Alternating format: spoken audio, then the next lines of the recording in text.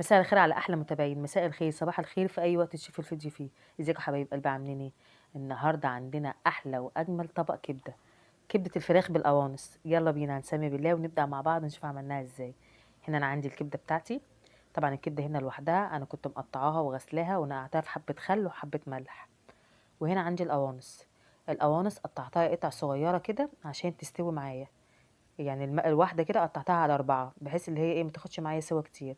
هنا عندي بصل، عندي فلفل، عندي البهارات بتاعتي.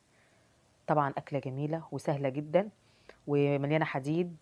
دايما ناسيينها، مركزين في الكبدة الاسكندراني وناسيين الفايدة اللي بتاعت الكبدة بتاعت الفراخ. هنا طبعا أنا نزلت بالقوانص الأول. هنا عندي نزلت بالقوانص الأول عشان أنا عايزاها تستوي شوية قبل الكبدة بتاعتي ما أحطها. شايفين الدهنة اللي أنا بشاور لكم عليها دي؟ أنا عايزة كل ده يسيح معايا. طبعا اول ما هسيبها كده حوالي 5 دقايق على النار هلاقي كل ده ساح معايا، ما بقاش موجود. هيديني طعم تحفة تحفة تحفة. بجد الخطوة دي مهمة جدا، هتفرق معاكم. بصوا، خلاص كده يعتبر خلاص الدهنة كلها اتشالت وبقت موجودة كده في الجناب زي ما انا وريتها لكم. هنزل بقى هنا بالكبدة بتاعتي. طبعا هنا انا لما سويت القوانص ما استوتش قوي، يا دوبك احمرت فهي لسه نية. الكبدة بتاعتي هديها صدمة. بعد ما اديها الصدمة بتاعتها كده والاقي لونها اتغير معايا، اروح نازله بقى بايه؟ بالبصل بتاعي. ما تنسيش لو اول مره تشوفي الفيديو بتاعي تعملي لي اشتراك وتعملي اللايك وتفعلي الجرس عشان يوصلك كل جديد، وتنوريني ان شاء الله يا حبايب قلبي.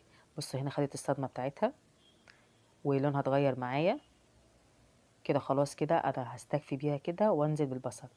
البصل بتاعي هنا انا مقطعاه شرايح بس مش عريض ولا رفيع قوي عشان ما يتهراش مني، لان انا لو عملته بالمبشره هيتهرى خالص، ولو عملته عريض هيبقى باين في الاكل وانا باكله. لا انا قطعته شرايح بس شرايح ايه وسط. الكميه دي طبعا اول ما تدبل الميه كلها هتنزل مش هتبقى باينه خالص، بس هتدينا طعم مسكر جدا في الكبده. ده اول حاجه. تاني حاجه هترمي معايا كميه حلوه تغدينا غدوه حلوه كده محترمه وما بتبقاش باينه. تالت حاجه طعم تحفه من الاخر. هنا انا عندي حبه كبده، حبه فلفل، فلفل حراق. طبعا انت عندك اطفال عايزه تحطي فلفل بارد، عايزه تستغني عن الخطوه دي على حسب راحتك. هنا عندي كزبره وفلفل اسود وكمون وحبه ملح. دول الاساسي عندي في الكبده بتاعتي. طبعا حبه البهارات دول اساس. هنا بقى كانت البصله بتاعتي خلاص اختفت مش موجوده، دبلت معايا والميه بتاعتها كلها نزلت.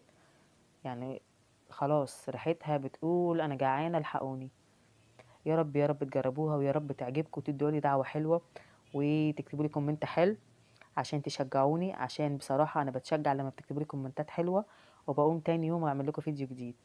يا رب بألف هنا وشفا يا حبايب قلبي. باي باي.